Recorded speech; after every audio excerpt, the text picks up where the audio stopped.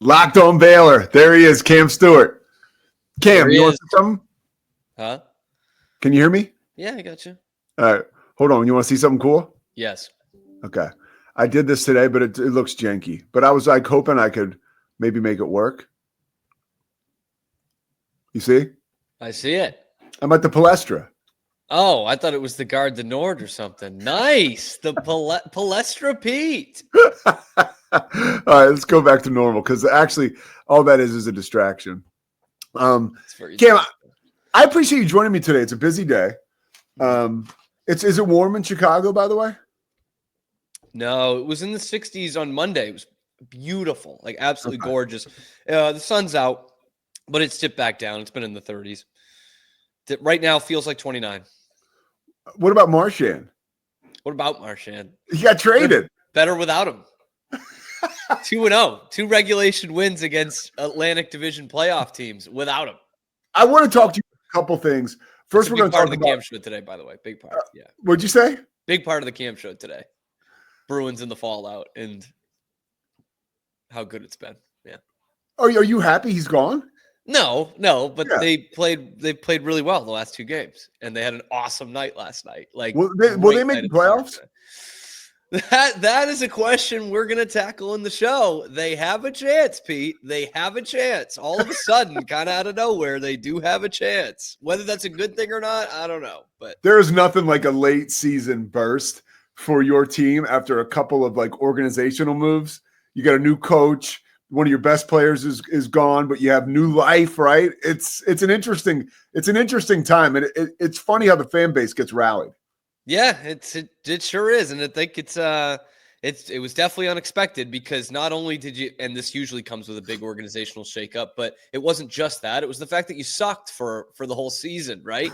And now all of a sudden there's life in it. There's life in the way that they play, and as a good sports towns, they notice that. The fans notice that. So that's kind of what we've seen the last 2 games, and specifically last night. We got like fight night at the end of the game. They weren't getting pushed around anymore. Like all the kind of extraneous bullshit that we love as fans, like was kind of on display in that game. So yeah, since we're talking about this right now, I want to. Okay, all right. I didn't mean to put you in this, but no. I want to get to a philosophical thing about sports media that I've been wanting to talk to you about. So I was listening to Bill Simmons and Brian Curtis and Ryan Russillo on The Ringer yesterday, and they were talking about sports media and where we are, what's appetizing for fans, how much more shelf life, around the horn, gone, kind of where we're going.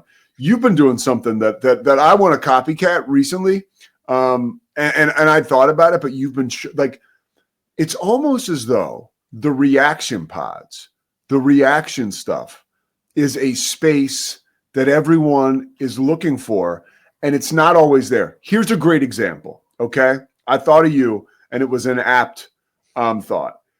You had a lot of attention on your trade podcast or your trade live after Marchand got traded, right? Yeah. Yes, so it was a couple minutes right after the trade deadline we went live. So Simmons is talking about the fact that the day of that trade, now he is like an on the fence, like Bruins fan, like a lot of hockey fans are, but he loves the Bruins and cares about them. Right. So when a trade like that, when a trade like that goes down, he wants as much information as he can possibly get right away.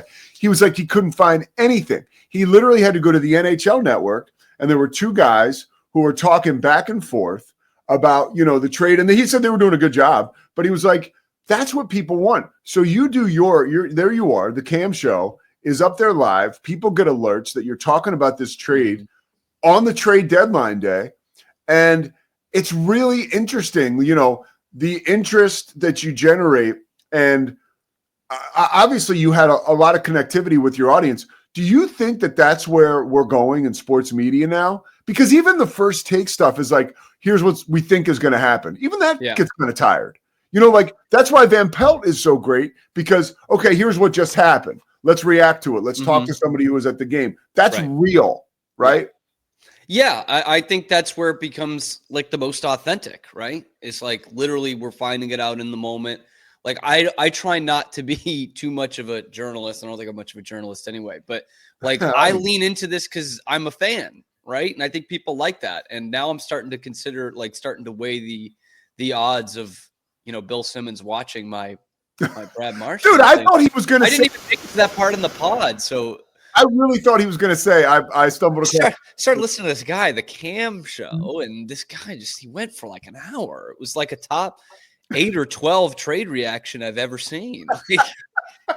That would have been unbelievable, but he could have watched it. By the way, it's out there. That's my point, dude, that the possibility of that happening is actually real. Yeah, no, it is. And honestly, I'm glad he said that because I definitely feel that way about most sports today, but specifically like the NHL. Like it's just tough. Like I want a raw instant reaction.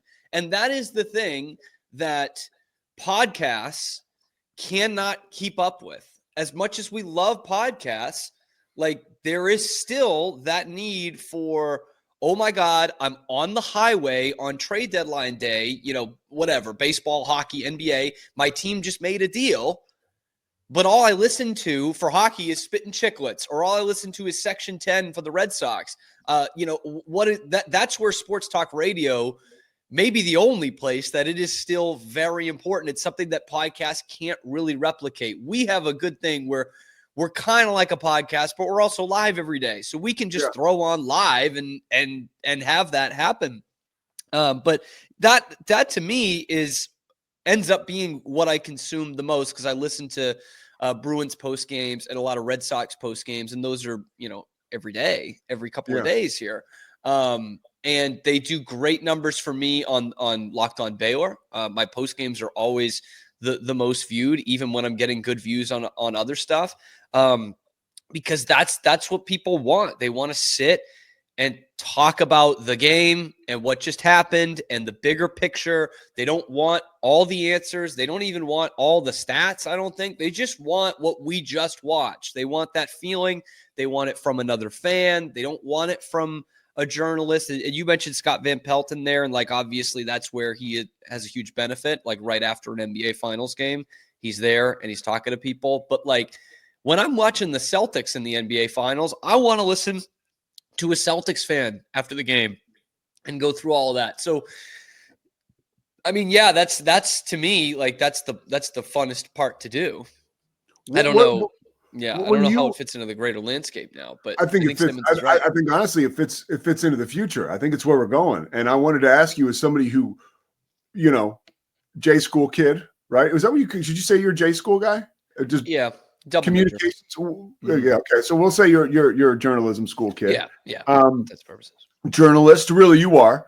Do you worry about that, like rolling around the mud with that title after a game? Because that's my thing. I was thinking about, well, I should do that more often. But then I was like, well, wait a minute. Because this is when I was listening to them, I was like, because that moves me, that excites me doing that, the reaction. But then I'm like, well, I mean, even today I got on here, I was like, oh shit, I don't know if Texas plays today. So I'm looking through my phone, does Texas play today? Now somebody could be like, what the hell, this guy doesn't even know if Texas is playing today, and he's talking about them being on the bubble. So do you worry about that at all? Like, okay, I'm strictly a fan, like, but how much more knowledge, and you are an amazing fan, but how much more intel do you have than the guy, you know what I mean? That just watched the game. Right. Yeah. I mean, there's some of that. And I'm just saying, like, what do you think about this? This isn't like a prying needle in question. Like, where do you think that's going? Yeah, and to kind of relate to it is like there's sometimes I go on a Baylor post game and I just watch the game, but I don't have the numbers in front of me. Yeah. And that's always a good thing to have, right? But like Mosley's great with that, with the box score. He'll just take the box score and just go right down it, right? But sometimes I hate doing that. I don't want to do that. But sometimes I'm like 5 or 6 minutes in and I'm like, oh, wow, I don't even have a point to make yet that's based on the box score. Because honestly, when it comes down to it, like I'm a better fan than I am a journalist. I'm a better fan than I am a talker. You know what I mean? I just am. And that gives me a great insight to what other fans are looking to hear, right? Because I watch this team and I know this team. But yeah, so sorry, what was the original question? Like, I mean, just really like, how do you feel about, you are a journalist, right? Yeah. Like you are Cam Stuart, like you could get a job working for the NHL tomorrow on the NHL network. Like, but you have a history now of these and the reaction shows. Sure. Like, Yeah. Is there a line there? Kind of. Can I take you back to a story, if I may? Absolutely. When I was a journalist, a print journalist for the student newspaper at Baylor, I would also write columns in there too. And my senior year was when Tom Brady won his 6th Super Bowl with the Patriots, and I wrote a glowing column about Tom Brady. One of the things in there right at the beginning was I said that Tom Brady was the greatest human being ever formed by natural conception. Yes. And I compared him to Martin Luther King, Nelson Mandela, and my own father. And the sports editor texted me as it was going to print and said, "Just wanted to make sure you're okay with running this." And I was like, "Yeah." He was like, "Okay, like employers might see that in the future." And I had this thought that's such a 21-year-old thought, but it's one that I would still employ today. I said, if some employer saw that later on and couldn't see that as a little bit of tongue in cheek and wasn't going to hire me because of that, I don't want to work there. Like at the end of the day, I'm just not going to, that's going to be awful for me. And so there's that kind of thought of like, man, if you can't let loose a little bit, you can't be a fan a little bit, then why did you get into this? You got into this because you are a fan, because you watch sports, you watch these teams. And obviously with me, maybe more so than some other people, I am fanatical. Like I get way into it and I'm way into my teams. And that's why I wanted to I wanted to do this as a kid because my fastball couldn't touch 50 and I couldn't pitch for the Red Sox. Like that's why I got into this. So you do have to strike a balance for sure, but it's fun being a fan. And I think in 2025, you get a good audience being a fan. I'll get one someday. Could you, is there an existence? That was a great answer, by the way, because honestly, like that's like in life, it really comes back to like, what are your core beliefs, right? Like we're in an age where you can be that. Yeah. Like, not to date you here, Pete, but like when you broke in, which wasn't that long ago in the grand scheme of things, there wasn't really an outlet for that. No. For a fan, and Barstool is a huge part in this and kind of making that a big thing. But you couldn't be just a fan on TV, right? Dude, I can go back to like when actually was probably the first one. I can go back to like when I was doing PR in the NBA, how much has changed. Like there was no thought. There would be a couple of guys that talked about the game on, Comcast Sportsnet, which is now NBC Sports Philly. And there would be, they talk about it on talk radio a little bit, but there was not like live reaction stuff that was like really stirring the drink, sure. Because even by the time the game was over, the guys on at night sucked. You had to wait. There's a reason why they're on at night. Yeah. If you wanted to hear Howard Eskin, you had to wait till the next day at 4:00, like, now, do you think yourself, with what you do now, with the success you're having, like, could you see a world where you're strictly like, just hold on. Could you see a world where there are like, like strictly like you're kind of reacting all the time? Like, and I think that is what like YouTubers do. Mm-hmm. You know what I mean? But like, it really hasn't totally been absorbed by the sports world. Yeah. Like, is that something we could see happening more? Because here's what Russillo said about Scott Van Pelt. All those years at ESPN, when the 6 p.m. Sports Center was the gold standard, they constantly tried to give it to Van Pelt, and he was like, I don't want to be that guy. I want to be on late. I want to react to what just happened. Like, that is to me what is interesting, right? Yeah. Yeah. So do you see this just growing more and more and more? Absolutely, dude. Like, absolutely. And again, to bring them back into this, like Barstool has a ton to do with that because they hired fans to talk about their team and said, just let loose. Like the thing that pisses me off with sports talk radio in 2025, like more than anything, is just the fakeness of it all, like the fake outrage and like knowing that you're not actually mad about this, or and the just trying to be a contrarian. And like, the fake I know more than you. The fake I know more than you. You don't know more than me. Were you at like the talking head? Like, were you at the game tonight? Were you at practice today? Like, unless you can tell me you were, you know what I mean? Like, then you don't know more than Cam, right? Yeah. And like, I personally like when they're actually passionate and they actually care. And that's where it's going to manifest itself, is why I'm getting back to this. It's going to manifest itself in these reaction type shows. And I've had that similar thought to Van Pelt of like, I've been lined up with some jobs that's like totally reactionary. And I'm like, to me, that's better. Not because I don't want to think about stuff in advance like I do for my show, but because like it's just, that's where I'm at my best. That's where I'm emoting the best. So, and the other stuff is a little inauthentic because I know that I don't have a crystal ball. And I know that like whatever opinion I have, at some point they're going to roll the ball out and they're going to play the game, right? And the reality is reacting to that reality. All the other stuff is smoke, unless I know that your quarterback was out all night doing coke and he's going to have an awful game. I'm just. And you don't know that anymore. Yeah. That anymore, Pete. All right, so Cam, one more thing on this about the logistics of it. I like talking this. Yeah. So you're at home with Grace. Yeah. And something happens. Yeah. At 5 p.m. where there's a trade, right? Red Sox have a trade. Like, are you in a position now where you can just shut it down and go right to Cam Central and go live? Yeah. It has its difficulties being in a very small apartment. Like I literally do the show basically from the kitchen. So we've now had talks of like when we can cook dinner and stuff. But yeah, no, I can do that. And being able to do all this stuff from home. Like that's what happened on Friday during the trade deadline. Like I was still doing work. It put off some work. But I was like, you know what?